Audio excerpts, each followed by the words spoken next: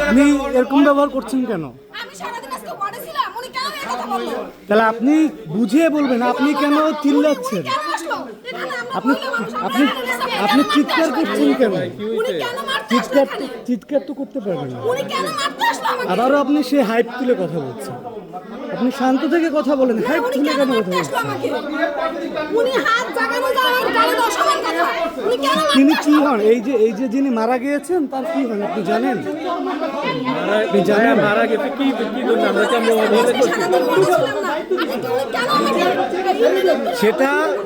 সেটা হচ্ছে, আপনারা যদি এখানে চিল্লাচিল্লি করেন, এখানে যার স্বজন যারা আছেন তারা চিল্লাচিল্লি করতেছেন, মানে আপনারা যদি করেন ওয়েট সেটা আপনি কিন্তু তর্কই করছেন। আপনি তর্কই করছেন। আপনি তর্ক করছেন কেন?